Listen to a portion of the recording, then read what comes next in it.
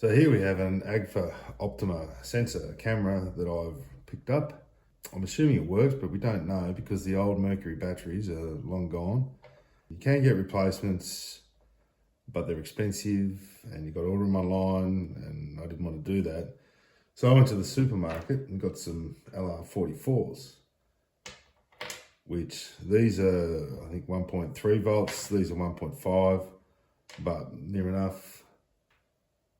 These are wider and they're a little bit taller than these ones. So they're not going to fit in the camera. So if we open up the camera and have a look inside, see the battery compartment up here, you see that they would have stacked in 1, 2, 3 that way. But as I said, these ones being smaller, they're not going to fit and they won't make a connection. We have to make them so they'll fit and the camera will work. And how we're going to do that is using some plumbing PEX pipe. You'll see that the outer diameter of this is sort of very similar to the size of these, and the inner diameter is a good fit for these. Just cut a piece of this off.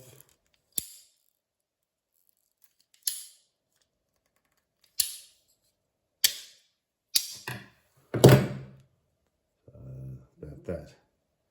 Now what we want to do, I guess, is make sure that fits in there. So we've got this bit that pushes back.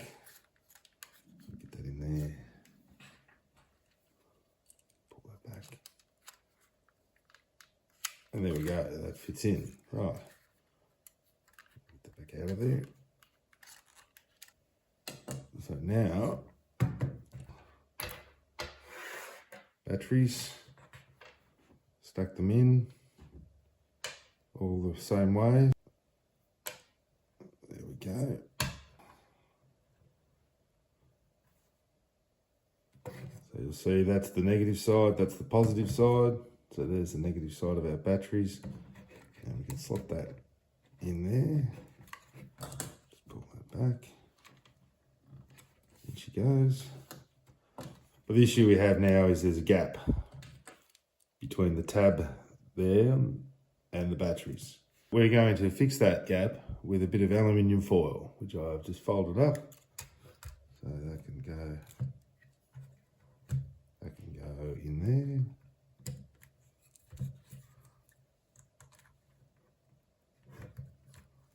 Pop that in. There we go. Nice and tight now. We have our 4.179 volts. Close the battery compartment. Close the back of the camera. Yeah, it should work. And it does. Clean glass cleaner. Just spray it on the rag because you don't want to get a heap in the internals of the camera. Manual rangefinder focus. So on the bottom you've got the scale, which goes from infinity down to 0.9 of a meter, and on the top you've just got these icons which basically correspond to the same things down there. So you've got close-up, mid-range, and long landscape shots. Over here you've got the f-stops, so it goes at f22 there, f2.8 there, and on the top you've got a hot shoe for the flash, so you'd need like an electric flash mounts on there. The sensor here, which operates the shutter, would then also operate the flash. So how that works is that it's all manual except for the shutter.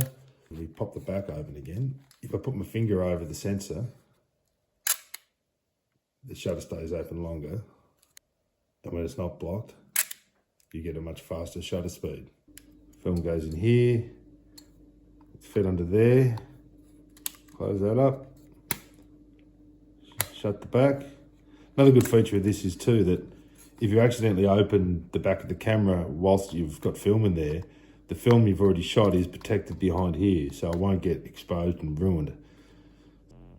And the rewind mechanism on this camera, it works by turning that around to the R position, holding it down, and then cranking the wind on, and there's little gears inside it. We'll pull the film backward the other way and then pull it back into the cassette, and then you can take it out and go and get it developed. And then once you're finished, you want to take photos, you turn it back around, crank it, hit the button. Very nice.